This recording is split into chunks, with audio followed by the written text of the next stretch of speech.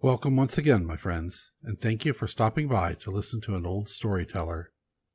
Today we have a story from the Australian Aborigines, and the title of this story is Thugine, the Rainbow, and the Wandering Boys. Far to the west, in the deep blue sea, there dwells a great serpent named Thugine. His scales are of many shimmering colors. When a rainbow appears in the sky, it is Thugine, curving his back and the sun reflecting the colors of his scales.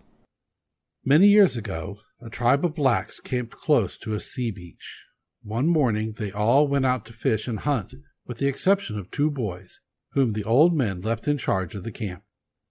Wander not into the forest, lest the wild dogs eat you, or to the beach, where Thugine the serpent is waiting for the children who wander alone. This was the parting advice of the old men to the boys. When the men had departed, the boys played about the camp for a while, but they soon grew tired of their games. The day was very hot, and in the distance the boys could hear the dull, deep booming of the surf. Both the boys were longing to go to the beach, but were afraid to speak their desire. At last the elder boy spoke and said, "The fires of the sun are burning bright today, but on the breeze I can feel the cool breeze of the sea. Let us go to the beach, and we shall return before the shadow of night has fallen. The men will not know." The other boy hesitated and was afraid, but at last he yielded, and together they wandered hand in hand through the bush. After walking for some time, they came to an opening in the trees, and, before their expectant gaze, a wonderful scene unfolded. A golden beach stretched far away until it was lost to view in the dim distance.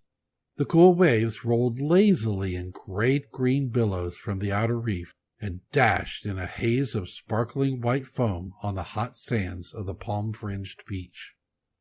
The song of the sea rose in a deep, loud booming and gradually died away to a low, soft murmuring.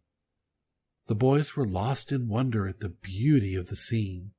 Never had they seen such an expanse of water sparkling in the sun like the blue sky. Over its rippled surface the shadows of the clouds floated like sails across the sun. Thugine, the serpent, had seen the boys coming from afar, and, while they played on the beach, he swam swiftly and silently to the shore and seized them. When the men arrived at the camp, they discovered the absence of the boys.